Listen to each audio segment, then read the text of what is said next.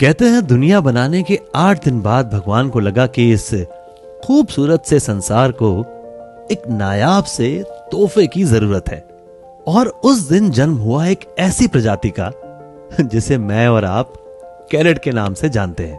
तो शुरुआत हुई एक आम इंसान के शरीर को लेकर, जिसमें पहले तो हाथी जैसी हिम्मत डाली गई, उसके बाद मिलाई गई थोड़ी चीते की रफ्तार और थोड़ी घोड़े की एंड्योरेंस। लेकिन बात कुछ बनी नहीं तो डॉल्फिन और ऑक्टोपस को मिलाकर एक दिमाग बनाया गया जिसमें EQ और IQ का बैलेंस बराबर था।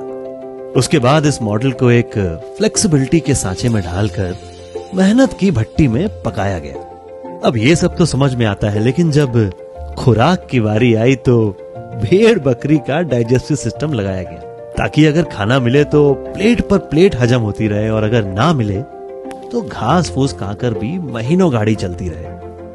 कई दिनों की कड़ी मेहनत के बाद जब ये प्रोडक्ट रेडी हुआ तो घर जाते जाते भगवान ने अपने स्टाफ से बोला कि देखो, इसे पार्सल करने से पहले एक सोने का मुकुट पहना देना। अब इतनी रात को बेचारे कर्मचारी गोल्ड कहां से ढूंढ कर लाते, लेकिन भगवान की बात को रखने के लिए उन्होंने वाकई कैरेट को एक सोने का मुकुट पहना दिया।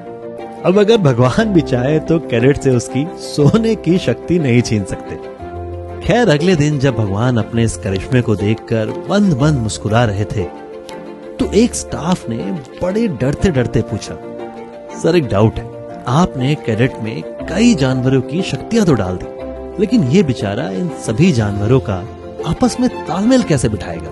भगवान ने उसी मंद मुस्कान के साथ जवाब दिया, बड़ी आसानी से कर लेगा, क्योंकि जिगर इसे मैंने शेर का दिया है। ये शानदार जवाब सुनने के बाद पूरी सभा तालियों की गड़गड़ाहट से गूंजने लगी, लेकिन प्रोडक्शन टीम हेड कुछ चिंतित नजर आ रहे थे। भगवान ने सबको शांत कराकर उनकी तरफ इशारा करके पूछा कि क्या मैं आपकी चिंता का विषय जान सकता हूं? कहीं कैरेट में कोई कमी तो नहीं रह गई? निर्माण प्रमुख ने बड़े विनम्र स्वर में बोला कि सर, कैरेट तो A1 क्वालिटी रेडी हुआ है, इसमें तो कोई दो राय नहीं है, लेकिन एक कैरेट से दुनिया का क्या होगा? हमें तो ऐसे सैकड़ों हजारों चाहिए होंगे। अब आपको तो पता है कि एक कैरेट बनाने में पसीने छूट गए, ऐसा एक और बनाने जाएंगे तो कमर ही टूट जाएगी। ये सुनकर भगवान अपने सिंहासन से खड़े हुए और सभा के बीचों बीच आकर कहा कि सही कहा आपने, जरूरत तो पड़ेगी, लेकिन हम नहीं बनाएंगे, ये काम अब कोई और पूरा करेगा।